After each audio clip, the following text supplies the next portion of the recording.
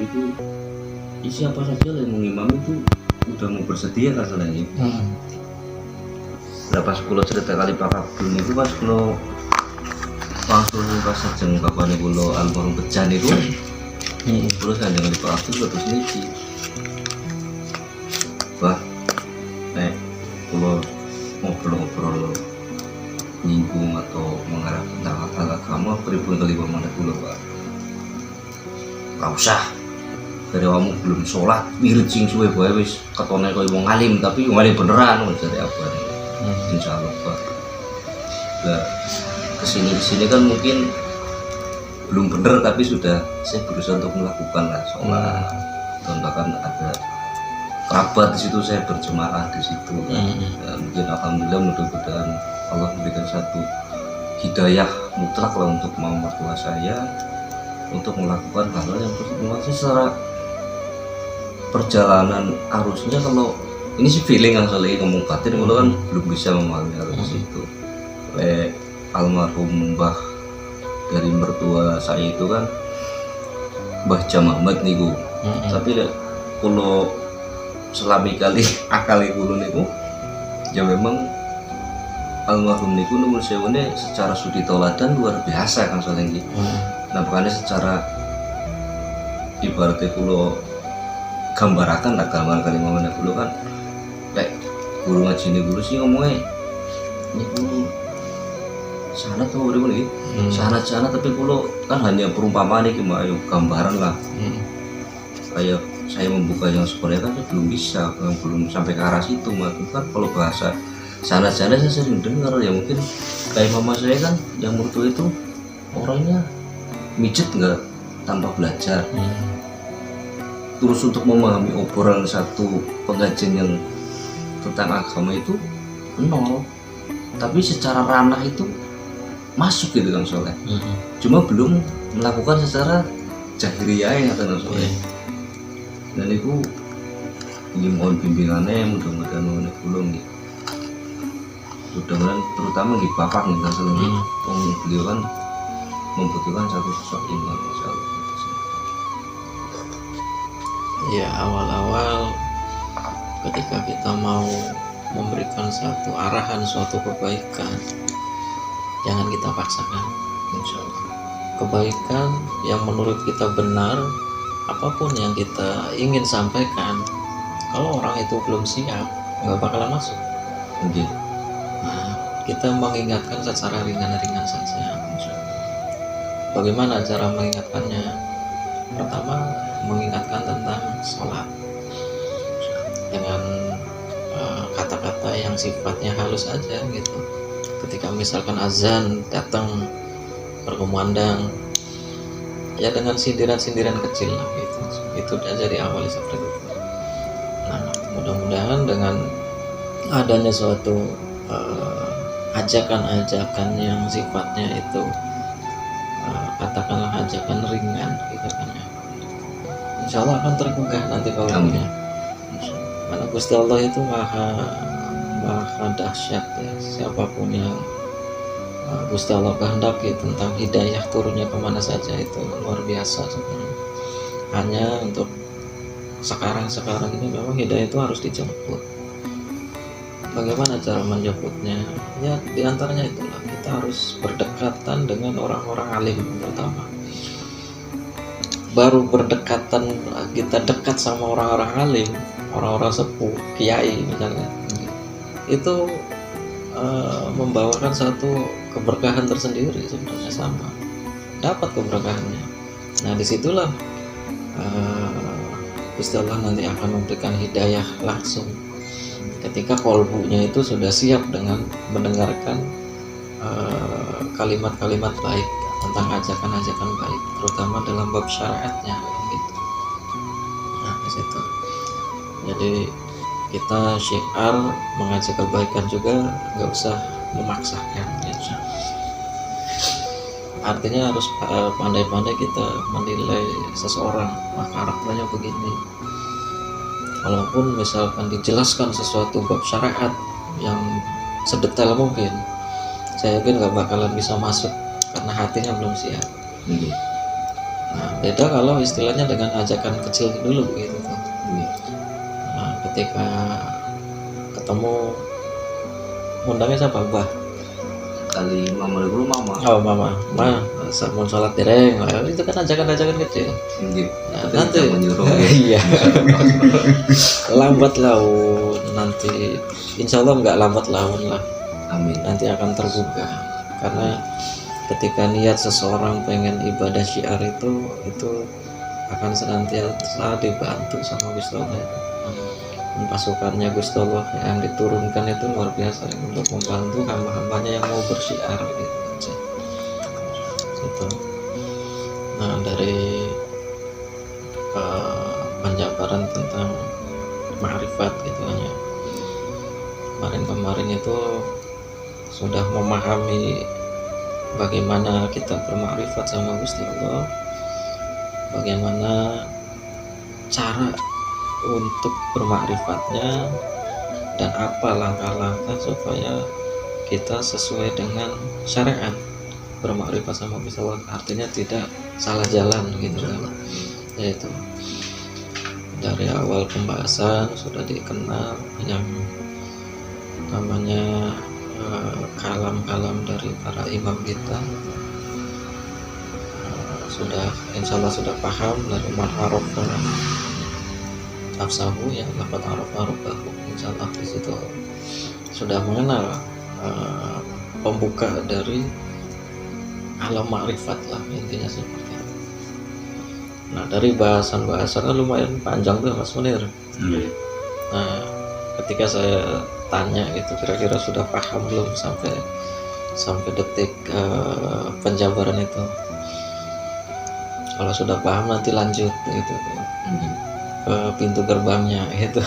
Bahasanya gitu aja kan. Gitu. Nah, kemarin akan dibuka tentang yang namanya bab doa.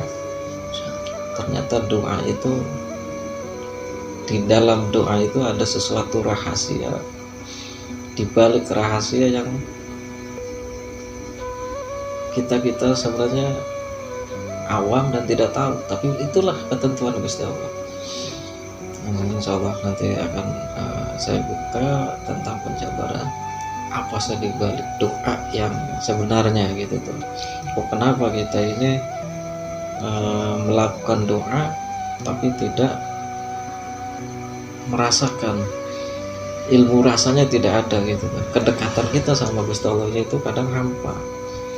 Nah, berarti kita doanya nyampe apa tidak kan, seperti itu. Nah, dari pembahasan kali ini akan mau tak buka yang namanya sistem sebelum merambah ke doa gitu ya. Sistem, apa itu sistem? Sistem itu sesuatu yang sudah ditentukan dan ketetapannya itu tidak akan pernah berhenti dan tidak akan pernah putus. Itulah sistem. Seperti yang kita kenal dalam dohir, secara dohir itu, kita ambil contoh bekerja ya. Dalam satu pekerjaan, dalam suatu perusahaan, itu kan semua memakai sistem, sehingga apa yang dipegang tentang perusahaan itu terkendali dan terkontrol kan gitu. Sebelum munculnya ide sistem dari manusia, itu Gusti Allah sudah memberikan sistem yang nyata sebenarnya, hanya kita tidak menyadari. Bahkan sistemnya Gusti Allah itu luar biasa dahsyat, paling sempurna dari ciptaan sistemnya manusia gitu. Yang selama kita pahami kan sistemnya manusia ya sebenarnya. Contoh misalkan orang kerja nih, jam 7 berangkat, jam 4 pulang, itu kan sudah 4 kategori sistem, terus berulang-ulang. Nah, itulah sistem. Ketentuannya itu tidak akan bisa putus selagi sistemnya berjalan. Itu kalau kita mengkaji secara jauh, secara mendalam, bukan jauh, sistemnya Gusti Allah itu maha dahsyat secara kita tidak sadari. Bahkan Kalau ujung-ujungnya kita,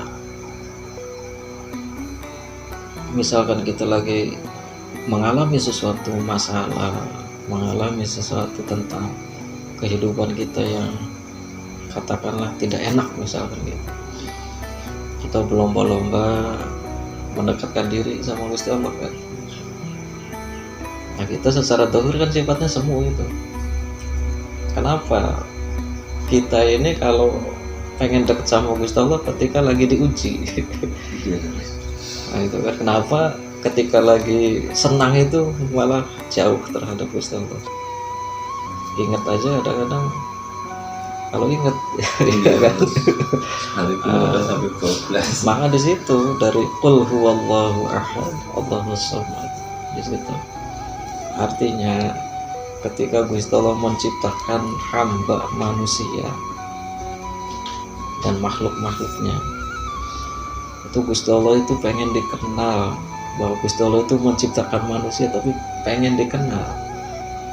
Seharusnya bukan Gusti Allah yang ingin dikenal tuh, tapi karena kebijaksanaan sifat Rahman Rahimnya, Gusti Allah mengenalkan diri. Qul huwallahu ahad itu kan yang disampaikan melalui kekasihnya Kanjeng Nabi Muhammad seperti itu. Nah di situ sudah ada jaminan dari ketika Gusti Allah memperkenalkan diri bahwa qul huwallahu ahad, qul katakanlah wahai kekasihku Muhammad, hu. Selama penjelasan dari hu itu nama paling agung, nama paling mulianya Gusti Allah. Sebelum Allahu Akbar, Gusti Allah mau memperkenalkan diri.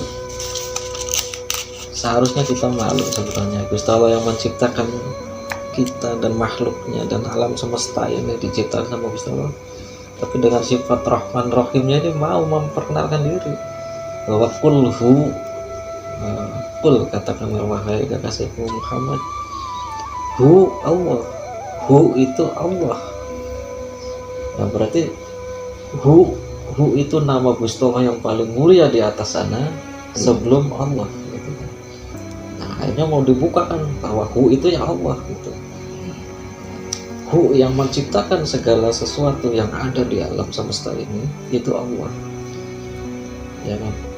Hu ahad, ahad itu esa, tunggal, artinya tidak ada yang menyamai.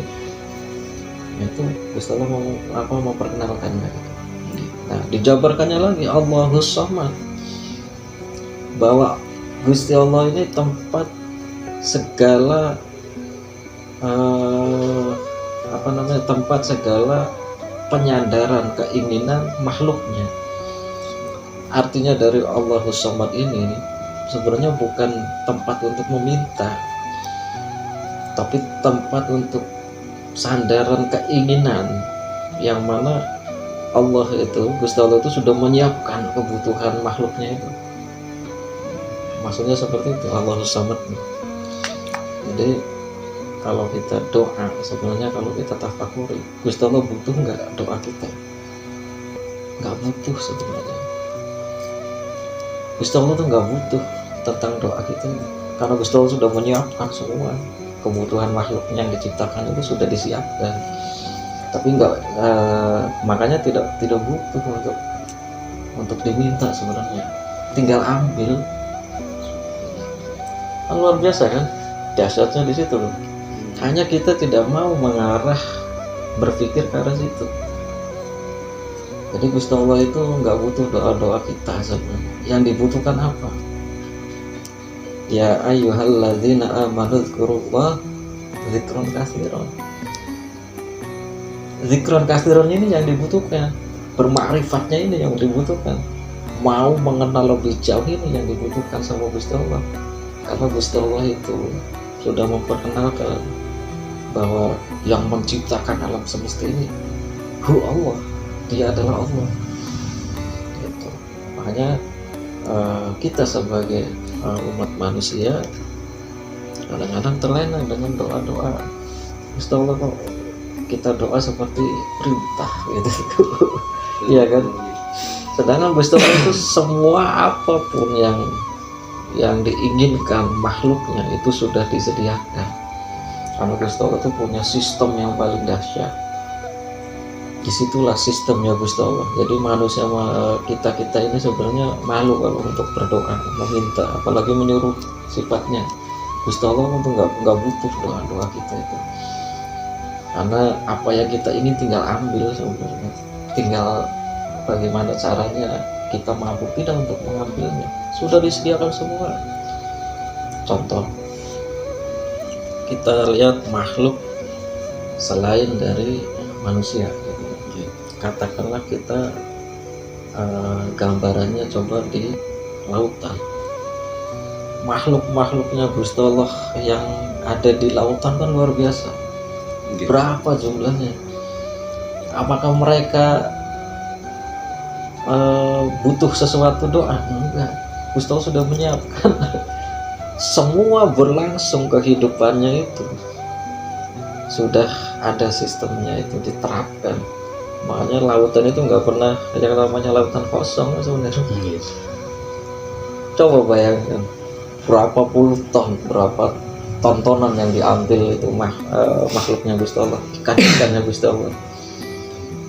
Iya kan, sama manusia ini, sama orang-orang itu yang di laut. Kejangkau nggak kita ke situ? Iya kan. Nah, dari ikan-ikan tersebut ada nggak sesuatu istilahnya dalam benak pikiran kita, makan dari mana, ya kan? Kok bisa hidup? Semua sudah ada sistem. Itu kita gambarkan makhluk yang lain aja gitu kan, sebelum kita masuk ke ranah jiwa manusia gitu kan. Nah dari situ makanya sistem yang dibuat sama Gusti Allah itu tidak ada bandingannya. Kalau kita lihat dari sejarah Kanjeng Nabi Sulaiman itu dengan harta yang berlimpahnya mau mengukur betapa dahsyatnya kekuasaannya Gusti Allah, mau memberi makan hewan-hewan, makhluk-makhluk yang diciptakan Gusti Allah di laut. Ternyata apa? Tidak mampu. Meskipun hartanya yang dikeluarkan Nabi Sulaiman itu berlimpah-limpah, nggak mampu. Itulah kebesarannya. Nah, Gusti Allah menciptakan satu sistem. Dalam artian satu sistem itu meskipun diambil ikan-ikan tersebut nggak pernah habis, dari tahun ke tahun, dari generasi ke generasi semuanya melimpah. Seperti itu kita ambil contoh kan. Nah kita kembali karena apa sih sebenarnya yang Gusti Allah terapkan sistem yang segitu dahsyatnya, sehingga kalau kita mengetahui itu sebenarnya malu kalau kita berdoa gitu. Memohon, tiada lain yang namanya berdoa itu mau menginginkan sesuatu kan, menginginkan sesuatu yang terbaik untuk kita, sedangkan kita sendiri itu belum melakukan yang terbaik untuk Gusti Allah. Kira-kira malu enggak? Nah contoh misalkan gini, Mas Munir jaluk nih Mas Untung misalkan ya, ada soal jaluk ya Mas Untung, bulan nyuwun-nyuwunnya. Iya, dipai. Kita bicara tentang batin manusia dulu gitu ya. Beda dengan Gusti Allah sih. Gusti Allah itu setiap apapun yang diperlukan makhluknya itu selalu dikasih. Beda dengan manusia kan. Seperti itu. Jadi ada kalanya kita merasa tidak paham diri gitu, sehingga selalu menyalahkan keadaan, selalu menyalahkan tentang dirinya. Yang lebih parah itu kalau menyalahkan Gusti Allah, itu paling parah itu. Berarti tidak mengerti apa menyalahkan Gusti Allah. Contoh, ya Allah, kula sembahyang lakoni ibadah lakoni, tapi jangan kenen bae uripe. Nah, itu kan secara tidak langsung itu sudah mengeluh, menyalahkan Gusti Allah, itu tidak bisa. Nek nih seperti itu. doane kula ngeten. Hmm. Istilahnya mohon ampun mawon ngoten. Hmm. Alhamdulillah dosa-dosa kula. Iya, Ngoten kula kan. nanti dibuka doa, baru dibuka doa. Ini penjelasan dulu. Jadi kenapa saya pribadi bukan berarti bahwa doa itu tidak penting. Doa penting sebenarnya. Tapi kalau kita lebih mendasar lagi antara hablum minallah itu, Gusti Allah tidak perlu yang namanya doa-doanya dari orang-orang atau seperti kita ini, tidak perlu. Gusti Allah hanya memerlukan satu. Ya ayyuhalladzina amanu dzkurullah dzikran katsiran. Itu dasar dalil yang paling gampang lah. Sebenarnya banyak dalil-dalil itu. Artinya menyeru terhadap orang-orang yang beriman supaya zikron kasiron. Nah dari zikron kasiron disinilah kita ini supaya menyatukan dengan kul huwallahu ahad ini. Artinya dengan cara kita berzikir sama Gusti Allah sebanyak-banyaknya, kita akan bisa mengenal lebih jauh tentang kuasa-kuasa atau nama-nama beliau yang agung gitu. Nah maka langkah pertama itu kan harus kenali diri gitu. Mengenal diri dulu, niscaya akan mengenal siapa Tuhanmu, siapa yang menciptakanmu. Nah kemarin kan sudah dibahas nih. Yang saya akan bahas itu tentang sistem yang diterapkan sama Gusti Allah. Ini penjelasan ini boleh dikatakan langka sebenarnya Mas Untung. Sebenarnya terkecuali orang-orang yang memang bermakrifat sama Gusti Allah. Dan orang-orang yang bermakrifat sama Gusti Allah itu akan diberikan keistimewaan sendiri. Tidak semuanya sama karena ilmunya Gusti Allah itu banyak gitu. Yang akan saya terapkan itu sistem supaya kita paham tentang berdoa ya Mas Munir ya. Itu ini sistemnya. Ini kita sistem. Tahu kan artinya sistem itu? Tadi udah dijelaskan, tahu kan ya sistem. Ini sistem penciptaan Gusti Allah ya. Atau katakanlah Gusti Allah. Sebelum kita mengenal lebih jauh tentang apa sih kita diciptakan sama Gusti Allah untuk apa? Kenali dulu sistemnya. Gusti Allah itu dari qul huwallahu ahad Allahus samad lam yalid wa lam yulad wa lam yakul lahu kufuwan ahad. Itu berdasarkan dalil itu dari Al-Qur'an surat Al-Ikhlas. Itu menerapkan ada 5 sistem. Jadi angka 5 ini sebenarnya spesial Mas Munir. Jangan salah, angka 5 ini spesial. 5 sistem. Sehingga kalau dibandingkan itu nanti kalau sudah ketemu kok sholat juga kenapa sampai 5 kan gitu. Itu spesial sebenarnya. Ada 5. Apa saja? Pertama, Gusti Allah itu menerapkan satu yang namanya penciptaan. Ketika sebelum alam semesta ini diciptakan, Gusti Allah sudah merancang yang namanya penciptaan. Sebelum akan diciptakannya manusia, Gusti Allah merancang kebutuhan kelangsungan hidup manusia. Maka disinilah penciptaan ini, sistemnya Gusti Allah. Dibikin satu penciptaan. Nanti penjabarannya satu persatu, karena panjang nih Mas. Yang kedua, sistem alam semesta.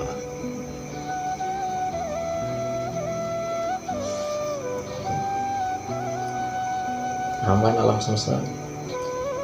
Pertama, sistem penciptaan yang Gusti Allah terapkan. Yang kedua, setelah penciptaan itu baru alam semesta Gusti Allah menerapkan sistem. Yang ketiga, itu sistem syariat atau aturan yang diturunkan langsung dengan yang dinamakan Al-Quran.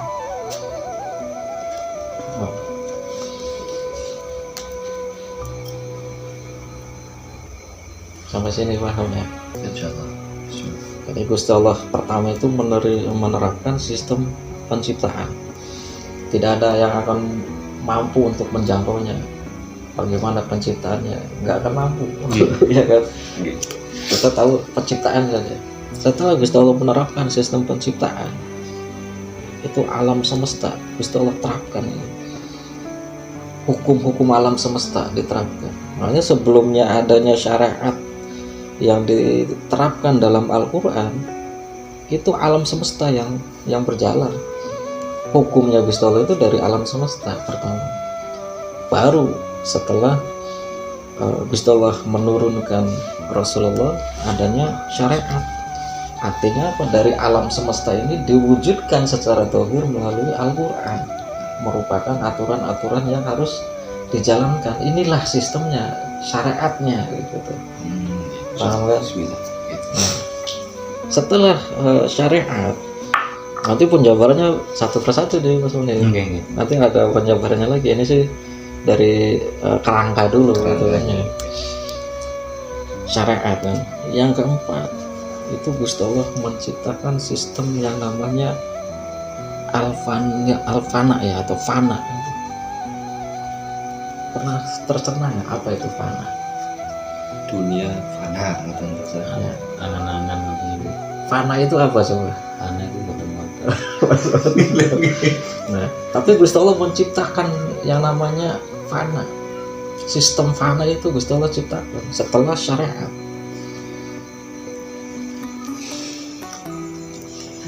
Dan fana ini bukan alam, Angan-angan. ya kan? Yang tahu fana ini hanya kita yang mau bermakrifat, baru akan mengetahui tentang fana ini. Bukan alam bangsa jin, bukan alam para malaikat, bukan. Fana ini dikhususkan untuk umat-umat Kanjeng Nabi Muhammad yang mau bermakrifat terhadap Gusti Allah. Disinilah alam fana ini. Itu kan. Yang terakhir apa? Arsy, sistem arsy ya. Tahu kan harus kekuasaan Gusti Allah di langit ketujuh sana ini. Ini dalam arsy ini Gusti Allah menciptakan sistem yang terakhir, puncaknya itu di arsy. Nah, di sini ada yang namanya Lauh Mahfuz.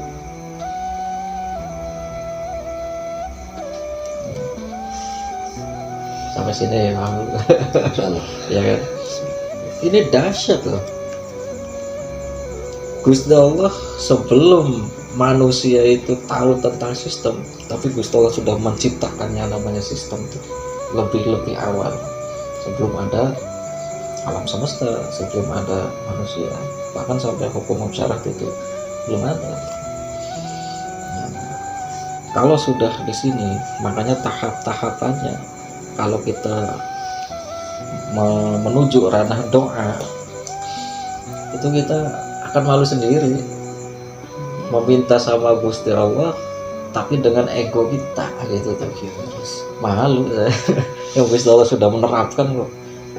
Apa yang diinginkan makhluknya yang ada di alam dunia, bahkan makhluk-makhluk yang lain, Gusti Allah sudah menyiapkan, ada semua.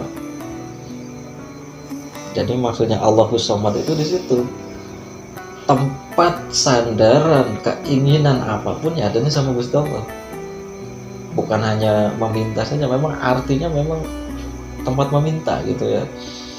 Tapi sebenarnya secara kaji mendalamnya itu bukan meminta yang paling enaknya menurut orang makrifat itu sebenarnya. Nah, itu tempat sandaran, atau bahasanya apa ya? Ya disitulah, karena Gusti Allah sudah menyiapkan semua kebutuhan makhluknya, ya disitulah tempatnya. Makanya bahasanya nggak mesti diminta lagi. Apapun yang mau kita ambil, tapi ada sistemnya juga. Kan gitu, ada caranya juga. Nggak semata-mata kita pengen ini langsung diambil nanti. Kalau di surga udah jelas, minta apa aja langsung ting. Kalau di dunia beda.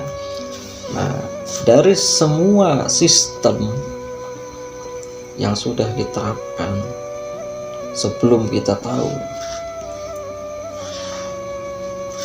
itu dibagi menjadi dua. Yang pertama hablum minallah, yang kedua hablum minannas.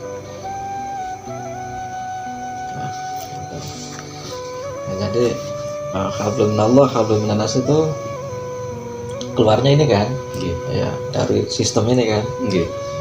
Nah, makanya kenapa bangsa jin itu merasa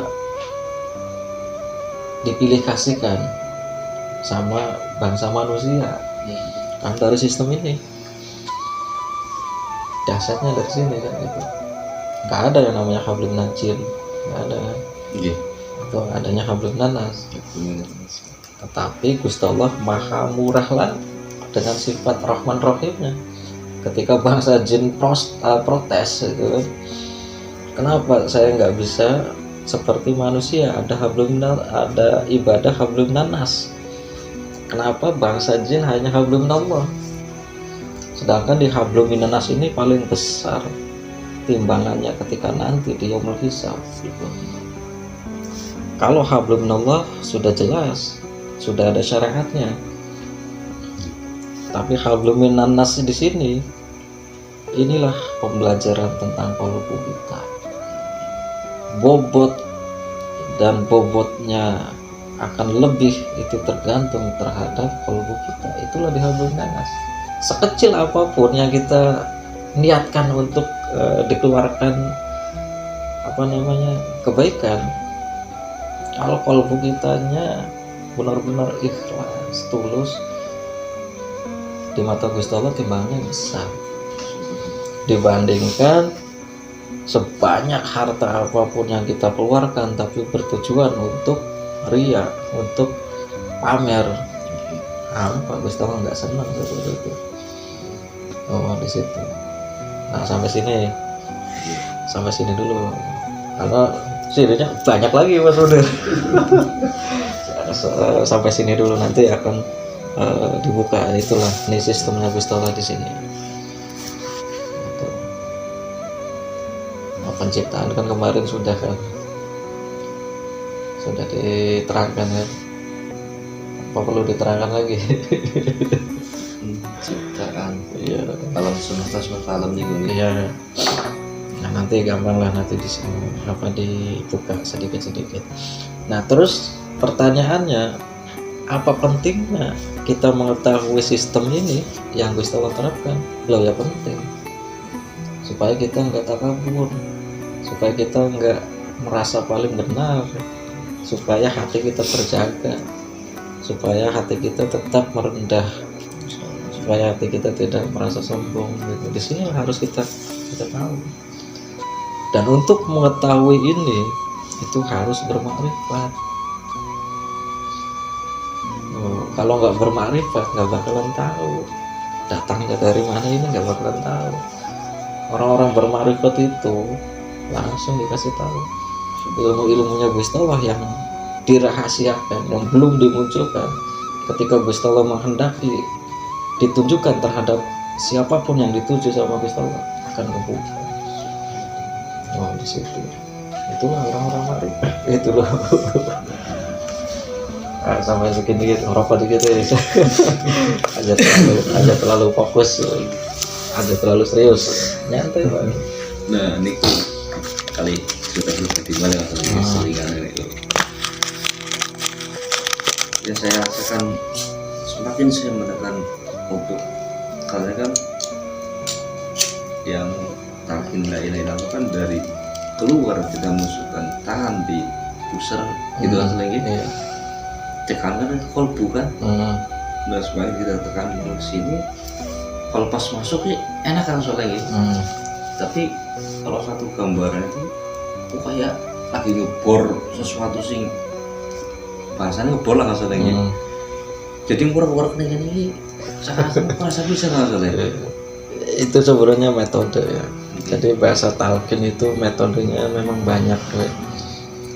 Ada titik-titik tertentu supaya kita ini dalam bermakrifat zikrullah terhadap Gusti Allah itu tembus langsung gitu kalau maksud. Makanya ada titik-titik tertentu.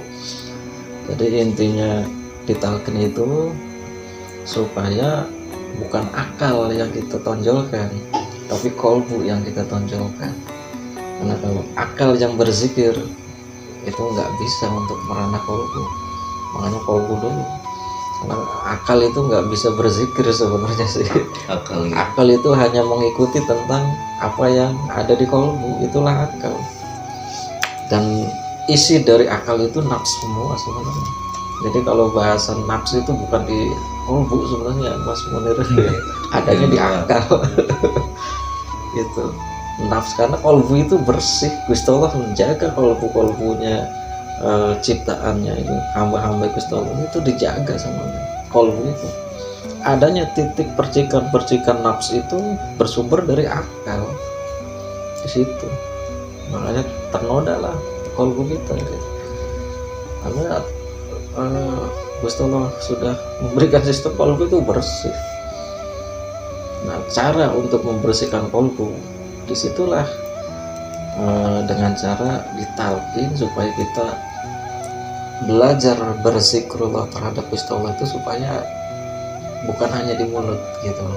Itu makanya ada metode-metodenya. Memang kalau secara pengen kita ibadah khusyuk itu susah sebenarnya. Khusyuk itu ada kalanya begini. Ada kalanya Gusti Allah memberikan satu kenikmatan terhadap yang dituju siapapun hambanya, supaya mengerjakan tentang suatu kebaikan syarat itu dinikmati gitu. Itu atas izin Gusti Allah juga loh. Ada nggak kira-kira nih dikala kita sholat kok sepertinya khusyuk bisa? Ada nggak? Pernah nggak ngerasakan? Pernah kan? Nah, aku tuh kata kota masalahnya. Iya. Kemarin bukan masalahnya, dalam arti setelah saya akumulasi dari pelajaran dari Siti Tunggal, terus ada metode dari Buya Hasim nih nggih. Secara metode ada, tapi sama sih, sama persis lah, sama asumsinya. Cuman waktu itu kan saya untuk mengulang kata-kata kemarin itu kan mengingat itu kan manakala kita kan lupa nafas itu. Saya coba untuk bermetode seperti itu secara tidak langsung itu masalah ini. Ya insya Allah memang air mata itu sampai subhanallah telah bertiga kan sholat itu. Jadi metode makanya kenapa kita butuh ditalqin. Jiwa rohani kita ini masih belum siap, masih membutuhkan sosok seorang mursyid yang mau menghembuskan langsung, yaitu dengan cara mentalkin. Mentalkin itu nggak sembarangan Mas Munir. Bukan hanya istilahnya mentalkin seperti apa namanya kita ngucap terus suruh diikutin, enggak. Ada metode-metodenya. Makanya butuh seorang mursyid yang menguasai itu supaya tembus ke kolbu. Tujuannya sampai roh gitu, bukan hanya sir itu aja. Jadi supaya lebih mendalam lagi bagaimana kita bermakrifat sama Gusti Allah. Itu kita bermakrifat sama Gusti Allah itu apa namanya, kalau kita sudah merasakan nikmat sebenarnya Mas untuk nikmat. Kadang kita terlena dengan saking nikmatnya, kadang terlena sehingga merasa bahwa diri kita ini nggak ada. Kadang ada seperti itu, dan ada kalanya apa namanya waktu-waktu tentu seperti itu, karena kita sudah terlalu dalam bermarifatnya sama Gusti Allah. Akhirnya jiwa kita ini merasa tidak ada gitu, yang ada itu hanya Gusti Allah. Itu.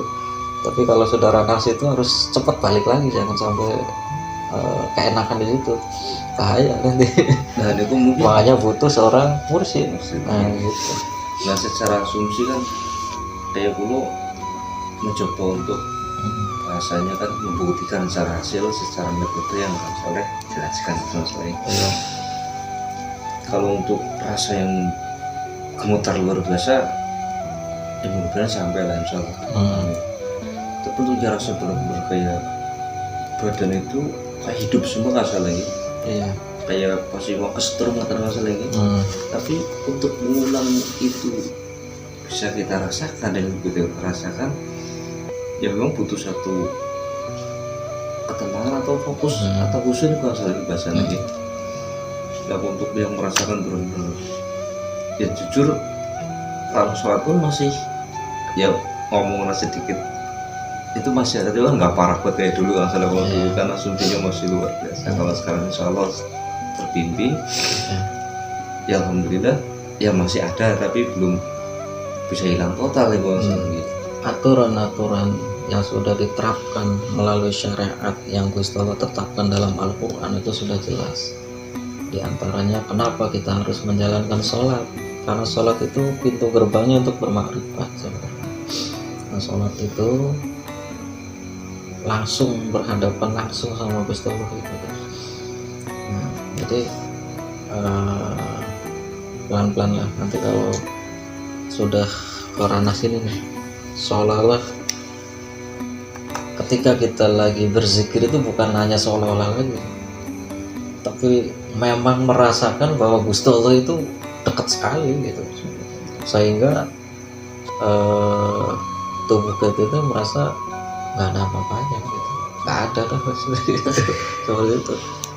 Makanya nanti kalau arah sini kalau sudah di sini tadi dijelaskan kenapa belajar ma'rifat itu harus ada mursyid supaya tidak salah kaprah, karena ma'rifat itu bukan hanya kajian dengan teori-teori, bukan, tapi ma'rifat itu harus dipraktekkan. Tujuan dipraktekkan langsung supaya apa yang ada dalam kajian-kajian itu kita mengerti gitu. Karena secara dohir penjabaran susah sebenarnya kalau kita penjelasan tentang ma'rifat hablum minallah Gusti Allah itu susah. Yang dirasakan itu nanti biar mengerti sendiri gitu. Biar dengan caranya Gusti Allah yang akan menjelaskan. Ini hanya skema penjelasan saja. Nah kembali lagi ke sistem ya, penciptaan. Nah ini sebenarnya sistem secara gambaran. Kalau sistem yang di dalam ini ada sistem lagi itu sebenarnya ada, hanya Gusti Allah belum membukakan, dalam artian belum boleh membukakan gitu. Ini secara gambaran dasar gitu. Ini penciptaan.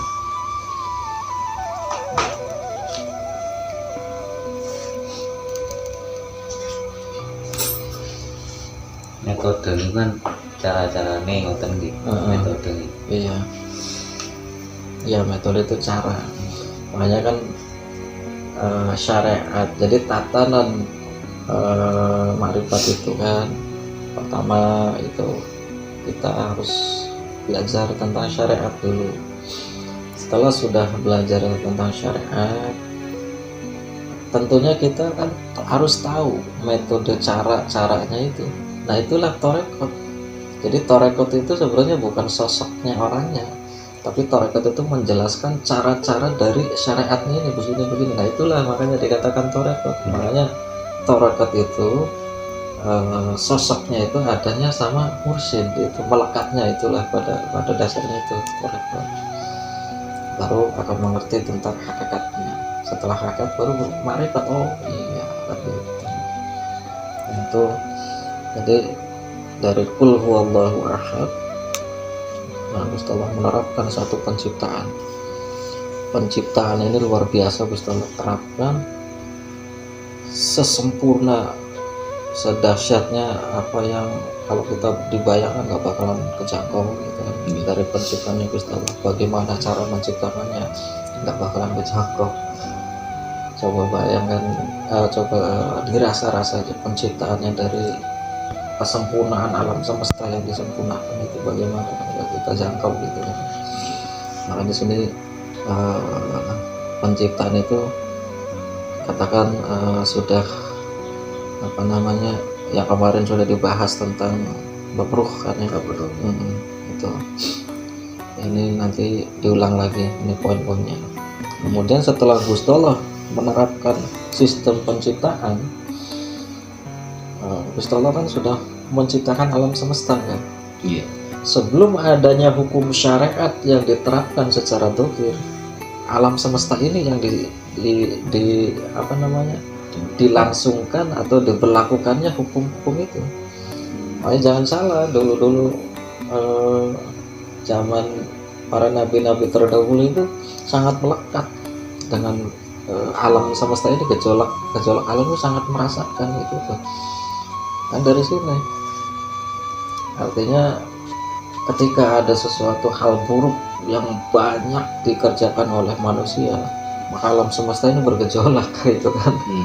Nah, alam semesta ini bahkan sebelum syariat, aturan syariat yang diterapkan di Al-Quran ini turun, hukum alam semesta lebih dahsyat, lebih dahsyat itu ya lebih luar biasa, berat gitu kalau dikatakan. Ya karena beratnya gimana? Satu orang salah, imbasnya kena semua. Itulah alam semesta, hukum alam semesta yang diterapkan dalam sistemnya gitu. Kan ada penjelasan yang Nabi siapa tuh dalam perjalanan penjago jadi muridnya kan soalnya gitu. Dalam satu riwayat itu kan ketemu anak kecil dan itu mungkin marahnya kan hukum malam langsung dipotong masalahnya nanti kalau dibiarkan mungkin seperti itu lah. Nah itu sudah masuknya karena fana ini. Itu Nabi Khidir itu. Kanjeng Nabi Khidir sudah Khidir. Jadi dulu itu perjalanan Kanjeng Nabi Musa, dan Kanjeng Nabi Musa itu pernah apa namanya berkalam sama Gusti Allah. Ada nggak istilahnya yang paling bahasanya apa ya, paling soleh barangkali ya gitu, atau paling taat terhadap Engkau ya Allah gitu. Saya Gusti Allah masih petunjuk, nanti akan ketemu sama sosoknya beliau dan kamu, kata Gusti Allah, akan mempelajari dari apa yang beliau jangankan gitu kan. Nah datanglah kan Nabi Khidir kan gitu. Nah Nabi Khidir kan sudah pesan itu, ketika dalam perjalanan kamu gak usah nanya, kata ke Nabi Musa, kamu gak usah nanya, gak usah berbicara. Kuat tidak itu, ternyata kan nggak kuat gitu kan. Berarti kan mental mawon nih. Nah seperti itu nggak kuatnya kenapa? Itu karena Nabi Musa melihatnya secara dohir, tapi Nabi Khidir melihatnya itu sudah di alam fana. Nah seperti itu. Nah kembali ke ini ya. Nah setelah alam semesta ini diciptakan, Gusti Allah menerapkan sistem alam semesta atau tatanan sistem untuk menstabilkan proses kehidupan yang ada di dunia gitu. Nah sebelum syariat yang dijabarkan di Al-Quran ini, yang terkandung dalam Al-Quran ini, ketika Gusti Allah menciptakan alam semesta, diciptakanlah bangsa jin dulu. Sebelum manusia. Jadi sebelum manusia diciptakan bangsa jin dulu. Nah sehingga ketika diciptakan bangsa jin, alam semesta ini goncang, rusak gitu. Karena apa? Sifat-sifat dari bangsa jin ini nggak bisa terkendali. Makanya alam semesta itu goncang, saling huru hara, saling perang, saling membinasakan. Jadi alam semesta itu goncang gitu. Nah, Gusti Allah sebelum menciptakan manusia harus disetabilkan dulu alam ini. Tuh, istimewanya kan gitu loh. Nggih. Kenapa istilahnya Gusti Allah menyetabilkan alam semesta itu yang ketika itu goncang? Saking sempurnanya yang diciptakan manusia, yang diciptakan Gusti Allah itu saking sempurnanya yang diciptakanlah Kanjeng Nabi Adam gitu kan ya. Karena di dalamnya itu ada yang namanya Nur Ahmad, Nur Muhammad di situ. Makanya tidak mau ketika adanya Nur Ahmad, Nur Muhammad itu alam semesta masih rusak, masih kotor, itu tidak mau. Makanya Gusti Allah mengutus Jibril ya, disuruh membasmi bangsa jin yang ada di dunia tanpa terkecuali, dibinasakan semua sama malaikat Jibril bawa pasukan kan. Semua yang ada di bumi itu, bangsa jin itu dibinasakan semua. Tapi ada satu yang tidak bisa dibinasakan. Karena apa? Karena jin ini mau dibinasakan, para malaikat nggak tega. Kenapa nggak tega? Karena dia selalu berzikir sama Gusti Allah. Yang lain pada mencari kekuasaan siapa yang paling hebat, jin-jin yang lain itu. Tapi si jin ini kokoh dengan zikirnya. Akhirnya apa? Disampaikan sama malaikat itu, ya Gusti Pangeran kaulah gitu kan. Contohin ya. Ada satu bangsa jin yang saya nggak tega mau menghancurkannya, mau membinasakannya, karena dia selalu berzikir terhadapmu ya Allah. Jadi Gusti Allah tarik, angkatlah jin itu. Nah akhirnya apa? Diangkatlah jin, cuman tersisa satu jin itu. Yang lainnya dibinasakan semua supaya alam semesta ini stabil seperti semula. Artinya posisi tidak rusak gitu tuh, alam tidak bergejolak. Nah, si jin satu ini dibawa ke langit kan, itu yang dinamakan Azazil kan. Tuh. Jadi satu-satunya bangsa jin yang tidak dibinasakan itu Azazil. Yang lainnya dibinasakan semua di alam bumi itu. Nah, setelah Azazil ini dibawa ke langit ketujuh, karena Azazil itu tidak lepas yang namanya napasnya itu berzikir terhadap Gusti Allah, tidak lepas, sehingga Gusti Allah memberikan satu keistimewaan, kelebihan tersendiri, dikhususkan. Nah, Azazil ini dikasih keistimewaan sama Gusti Allah itu, keilmuannya melebihi dari para malaikat gitu. Bahkan Azazil ini mengomandoi dari malaikat-malaikat yang diciptakan Gusti Allah itu, jadi komandannya. Karena apa?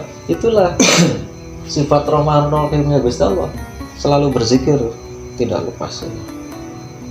Nah, dikasih suatu keilmuan yang lebih melebihi dari bangsa malaikat gitu. Nah, setelah itu barulah diciptakan yang namanya manusia, Kanjeng Nabi Adam kan. Nah, Kanjeng Nabi Adam ini diciptakan secara jasadnya sudah berdiri kokoh, tapi belum ditiupkan rohnya. Kalau rohnya itu sudah siap, yang dimasukin itu ya roh Ahmad itu. Roh Ahmad itu yang hembusannya itu dari hembusan pertamanya Gusti Allah. Gitu. Ketika Gusti Allah menghembuskan ruh, itulah Nur Ahmad. Itulah Ruh Ahmad. Nah, Ruh Ahmad itu sangat luar biasa, sehingga Gusti Allah memandang gitu loh.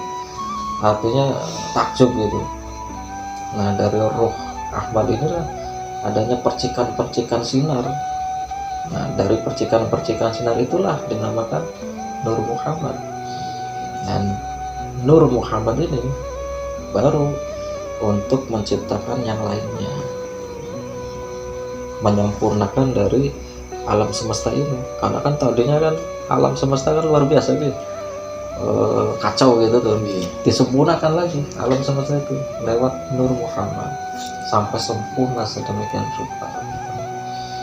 Nah, setelah kanjeng Nabi Adam itu ditiupkan ruhnya, masuk roh rahmatnya, karena dalam Nabi Adam ini sudah masuk roh rahmat yang nanti akan lahirnya seorang kekasihnya Gusti Allah Muhammad itu dari kanjeng Nabi Muhammad ini kan. Tapi makhluk-makhluk di situ, bahkan malaikat pun tidak tahu bahkan kalau ada Rasulullah nanti akan muncul di itu, nggak tahu. Malaikat itu tidak mengetahui. Tidak mengetahui. Yang tahu diciptakan Nabi Adam aja udah.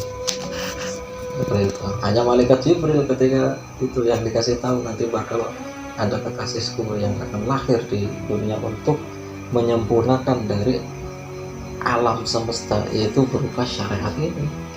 Nah, seperti itu. Jadi hukum-hukum alam semesta itu disempurnakan lewat syariat, sehingga tidak terlalu berat terhadap para manusia. Kalau masih diterapkan alam semesta ini nggak bakalan mampu. Orang satu yang bersalah, imbasnya kena semua. Contoh misalkan dalam satu daerah ada orang yang bermaksiat, kalau syariat ini belum turun, masih alam semesta yang diterapkan hukumnya sama Gusti Allah, binasa satu daerah itu kan. Dulu kan seperti itu kan. Nah, ini asumsi seperti itu kan kamu tuh nggak salah ingin atau jelas gitu. Kadang kan ada satu yang lebih aku punya bertingkat kampusnya 80 gitu. Kan terusnya 40 rumah atau apa kan, apa lebih nih kalau salah ingin. Ya artinya begini Mas Anto, kenapa Gusti Allah menurunkan aturan sistem syariat ini supaya menyempurnakan dari aturan alam semesta ini, supaya dahsyatnya alam semesta, hukum alam ini sangat dahsyat yang mana manusia nggak bakalan mampu untuk menanggungnya, nggak bakalan mampu, maka diturunkanlah yang namanya sistem syariat, sehingga ada orang-orang yang salah pun sama Gusti Allah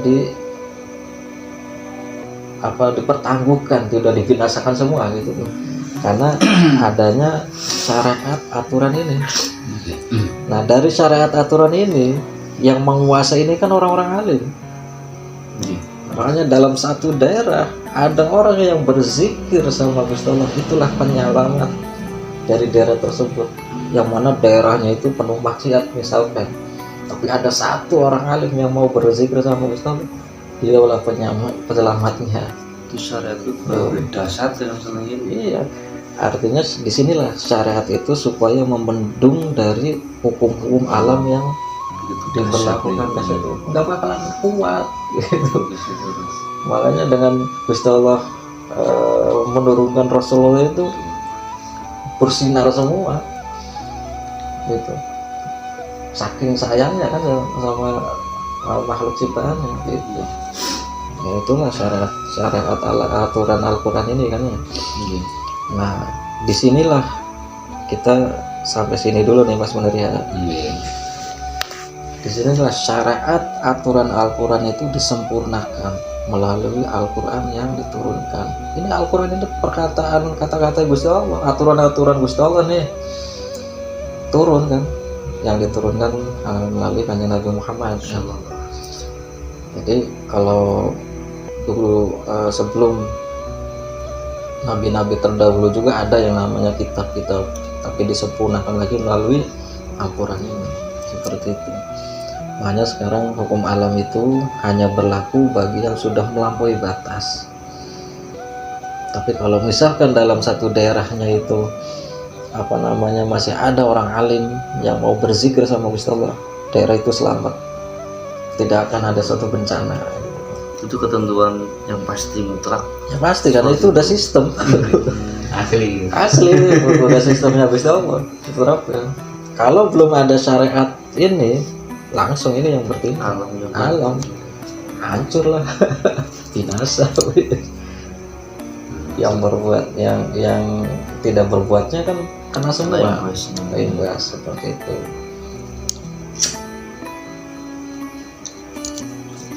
Nah, dari syariat aturan alam Al-Quran ini disempurkanlah perilaku manusia melalui dicontohkan langsung Gusti Allah menurunkan Rasulullah itu untuk mencontohkan. Jadi meluruskan tentang ketauhidan, tentang qalbi itu adanya di sini, syariat ini. Semua apapun kebutuhan manusia, kita berbicara manusia gitu ya. Kalau makhluk yang lainnya sudah paham lah, tadi udah dijelaskan kan ya. Kita berbicara ke manusia, semua ada di sini. Gusti Allah memberikan suatu kebutuhan manusia yang kene kabeh Mas Munir. Jadi beli mesti kita itu jaluk ngongkon Gusti Allah, beli mesti jalankan ini aja udah. Itu sistem sempurnanya Gusti Allah di situ. Mau tidak mau, apapun kertegeng hati kita pengen, ya diijabah. Yang Gusti Allah tuh diijabahnya apa? Apapun yang diinginkan. Nih, padahal sudah ada, tapi ya dilayani. Nah, Nih utusan Gusti Allah, wono. ini berbagi tentang apa yang saya rasakan di lapangan dengan saya berusaha untuk menjalankan yang menjadi syariat yang dijelaskan sama Rasulullah. Dalam arti kan saya usaha dagang Rasulullah. Secara hawluniyat itu kan ini telah menyebut rizkinya Allah dan mengharapkan ridhonya dan berdoa lagi mengharapkan syafaat Nabi besar Muhammad SAW. Ditambahkan lagi yaitu oleh nafkah atau seminggu. Nah, kalau setiap hari untuk mengingat hal itu, tapi saya tambahkan lagi dengan satu syariat lagi yang astagfirullah dan yang berhafalan syahadat dari tambah selawat. Tapi diawali kadang Fatihah, terutama untuk Fatihah ini. Nah, bahasa tadi kan ada yang tertegeng hati kalau soal ini. Kadang orang itu yang udah lewat tapi hati itu kayak ada apa yang ucap langsung lagi dalam berusaha tuku. Jadi kadang kan sesuatu berlalu kalau soalnya kan nggak mungkin berpikir ya itu pasti bakal terjadi kan. Pun fayakun pasti Allah Ta'ala. Tapi mau aku balik ke situ lagi, perasaan tadi saya dalam tersirat tidak menjadi satu permohonan yang bahasanya doa lagi, hanya tersirat. Nah itu udah kesini mungkin ada berapa kali lah. Tapi sudah ditunjukkan gitu. Nah, jadi intinya itulah sistemnya Gusti Allah yang selama ini dilantik kan. Ini gambarannya. Jadi Gusti Allah itu sudah memberikan semua kebutuhan kelangsungan hidup manusia itu sudah di sini semua. Ya tentunya di sini bab rezeki yang masuk, bab jodoh yang masuk. Ya kan? Nah, artinya di sini berarti kita nggak boleh berdoa, bukan berarti tidak boleh berdoa, tapi secara garis besarnya sebenarnya Gusti Allah tidak butuh doa kita. Yang Gusti Allah butuhkan itu zikron kasironnya. Karena apa? Manusia nggak minta pun sudah disediakan, tinggal diambil. Hanya cara ngambilnya itu harus ada kuncinya, harus ada caranya. Apa caranya? Innallaha Innallaha wa malaikatahu yusholluna 'alan nabi ya ayyuhalladzina amanu shollu 'alaihi wa sallimu taslima. Itu kuncinya Mas Munir. Jadi apa? Harus izin dulu. Izinnya yang siapa? Kalau jelas di situ kata dari Al-Quran surat apa itu ya kalian ya, pokoknya situlah ya. Innallaha wa malaikatahu yusholluna 'alan nabi. Sesungguhnya Gusti Allah dan para malaikatnya itu bersolawat terhadap kanjeng Nabi Muhammad sallallahu alaihi wasallam. Ya. Sallu 'alan nabi innallaha wa malaikatahu yusholluna 'alan nabi ya ayyuhalladzina amanu Sallu alaihi wasallam taslima ya. Ya, betul. Sehingga kita ya ayyuhalladzina amanu, hai orang-orang yang beriman, sallu alaihi wasallam taslima, dan bersolawatlah. Nah, solawat itulah kunci buat izin minta ini, minta itu adanya di situ. Tuh, paham nggak? insyaallah. Nah, maka dari itu hembuskanlah solawat itu terhadap kalbu kita, sir kita, syukur sampai roh, karena roh itu bapaknya roh itu ya Kanjeng Nabi Muhammad. Itu bapaknya roh. iya, bapaknya roh kita itu ya Kanjeng Nabi Muhammad. Dari roh Ahmad itu kan Kanjeng Nabi Muhammad. Jadi yang intinya boleh kita berdoa, tapi harus digarisbawahi, dalam artian nggak mesti kita ya Allah saya lancar, nggak mesti itu. Sekarang dirubah metodenya. Apa yang dirubah? Awali as-sholawat. Jadi diniati, diawali dengan sholawat dulu, karena sholawat itu merupakan izin yang paling mutlak. Kalau nggak ada izin, doa kita nggak bakalan dikabul. Jadi bahasa doa itu bukan menyuruh ya, tapi suruh mengambil sebenarnya. Dengan izinnya itu sholawat dulu, karena Gusti Allah sama malaikat-malaikat itu pun bersolawat nih Kanjeng Nabi. Masa kita sebagai umat yang belum bersolawat kan? Karena sholawat itu adalah kunci. Jadi izin dulu. Jadi contoh misalkan begini Mas Munir. Mas Munir dalam hati benaknya itu kan, dalam pikiran aneh nih kota Jember kayak misalnya gitu. Iya. Jodoh rezeki itu sudah ada sistem tersendiri. Nanti saya buka jelaskan sistemnya seperti apa ya. Tapi cara untuk mengambilnya saja ini. Kita pengen sesuatu itu tinggal ambil. Tentunya kalau kita ambil harus izin dulu. Meskipun istilahnya Gusti Allah sudah memberikan semua yang ada kebutuhan manusia, tapi kita harus izin dulu supaya kita ambil itu mudah. Kenapa kita ngambilnya itu susah? Karena izinnya yang tidak tembus ya. Artinya doanya itu nggak tembus karena nggak izinnya ini nggak di ACC lah bangga. Nggak prevent supaya di ACC, itulah harus bermakrifat Gusti Allah. Tentunya kalau sudah mau bermakrifat, disinilah gerbang awal makrifat itu, supaya masuk bisa mengetahui alam-alam ini nih. Ya ini nggak usah dibahas dulu lah, nanti lah ini mah. Sampai sini aja dulu ya saudara ya. Nah, kenapa kita harus bermakrifat dari sini, dari syariat aturan sistemnya Gusti Allah yang di Al-Quran itu. Nah, sekarang kita mindsetnya kalau berdoa jangan ngikuti egois. Sehari sekarang ya Allah pengen dagang laris, kita masih egois sebenarnya. Ini sebenarnya Gusti Allah itu laris dan tidak laris itu mesti tetap naon kan. Artinya contoh misalkan begini, di sini sudah disediakan semua. Mas Munir datang, Mas Munir pengen minum misalkan ya. Masih ragu-ragu deh Mas Munir minum ya. Padahal sok lamun juga tuh nggak apa-apa cara Mas untungnya kan ya. Karena tidak ada izin inilah sehingga jadi ragu-ragu kan. Dari ragu-ragu itulah keinginan minum haus itu akhirnya ditahan terus sampai balik. Nah makanya keraguan itu akan bisa dimusnahkan melalui sholawat ini. Itu kalau sholawatnya tembus ke kalbu, sekretariatnya hati betul. Sampai bakal istilah iya boleh kalau sholawat jangan kan. Ini malah cerita nih. Terkadang pulang gitu, saya hati. Ya Allah, berikanlah keberkahan untuk semuanya. Kula ngoten dilalah nggih wonten mancing yang tumbas niku. Ya, jadi sekarang mindsetnya apapun yang kita inginkan itu kita izin dulu sama Rasulullah. Bagaimana cara izinnya?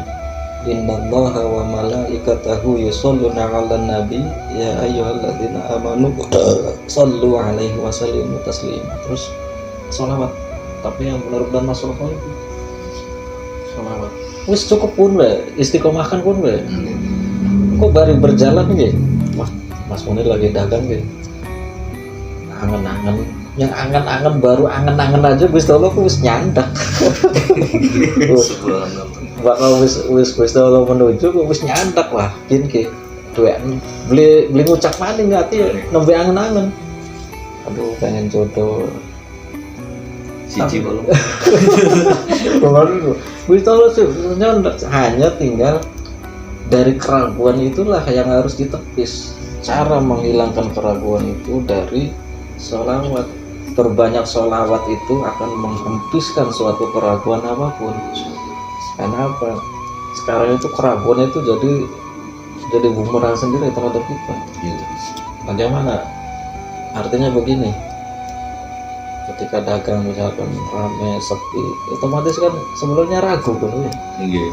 Tapi yang lamun hati ya wis fokus wis, ya Allah. Innallaha wa malaikatahu yusholluna 'alan nabi ya ayyuhalladzina amanu shallu 'alaihi wa sallimu taslima. Sallallahu alaihi Muhammad sallallahu alaihi wasallam. Berapa kali aja? Nah, selesai dari itu Allahumma ya ahad sholli 'ala Mustafa tahu kan kunci ya. Iya. Allahumma ya ahad sholli 'ala Ahmad. Allahumma ya ahad sholli 'ala Muhammad. Allahumma ya ahad sholli 'ala Muhammad khalifatika ya Allah. Ya Allah ya ahad. Ya Allah, nyuwun izin dengan sholawat yang kita ucapkan melalui kalimat yang kau perintahkan innallaha itu, innallaha yang kalimat diperintahkan yang maksudnya innallah itu kan ya.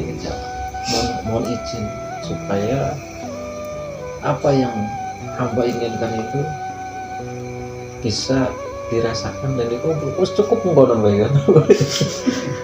Jadi ke sekretari ngati pengen apa bae langsung dipartenan Gusti Allah. Sok jalanan sebabatan ragu-ragu jalan nah itu kuncinya. Jadi suka nih apa assalamualaikum salam nu buat munabur kan. Lihat apa ditambah mana misalkan assalamualaikum ya abata bisa atau ya Rasulullah langsung bisa. Meskipun Yes. assalamualaikum salam assalamualaikum Ya, salam berarti- innallaha wa malaikatahu Nah, terus sih di suka dibilang sholat niku. Nah, bakakuan assalamualaikum ayuhan nabi wa rahmatullah. Assalamualaikum wa ala ibadillahi sholihin.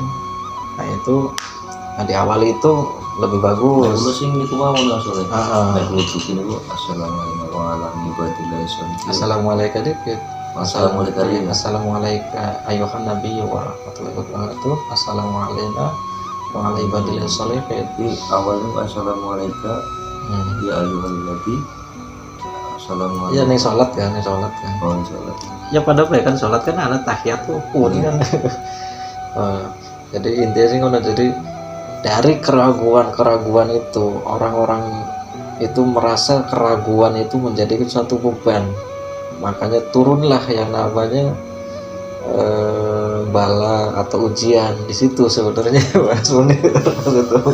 Karena dari kita pribadinya ini semata-mata Gusti Allah itu enggak menurunkan ujian apapun itu enggak sebenarnya. Gusti Allah itu memberikan keistimewaan semua terhadap makhluknya, termasuk manusia yang disempurnakan, diistimewakan. Hanya ujian itu kadang kita tidak mencerna diri bahwa semata-mata ini ujian dari Gusti Allah. Sebenarnya bukan. Itu atas dari kebodohan kita sendiri, kesalahan kita sendiri, makanya timbullah satu ujian. Sok dihayati. Gusti Allah langka kamu buat ujian terus sudah yang hamba itu beli di ujian. Hanya dari kesalahan pribadi masing-masing manusia itu sehingga kesalahan itu alam semesta nanti yang turun gitu. Jadilah suatu ujian kan gitu. Ya, ketika anak saudara yang ketika Gusti Allah ambil aja itu bukan ujian sebenarnya. Ya memang sudah dijadwalkan, sudah ditentukan, sudah sistemnya seperti itu harus dipanggil. Yang nggak mesti harus disedih atau gimana. yang harus kita jalankan itu jadi doakan. Ya tekan ngene iki gitu sulit. Kekuatan angel jangkau ya. Kanggo masalah gini kok ya itu terlalu berat ikin dikit ya. Nah, inilah sistemnya Gusti Allah kayak yang paling dahsyat kan ini. Ini kan durung dibuka kabeh iki Mas Munir, Mas Untung. Orang kayaknya itu luar biasa. Makanya para wali-wali ya Gusti Allah, para sahabat Kanjeng Nabi, dari Rasulullah sudah jelas lah, karena dunia itu digenggam nih Gusti beliau Rasulullah. Hanya Rasulullah memberikan contoh teladan yang sempurna sehingga tetap terkendali dari nafs-nafsnya itu. Nah, dari para wali Allah karena sudah memahami di sini. Walillah pengen apa baik diparkenang jadi.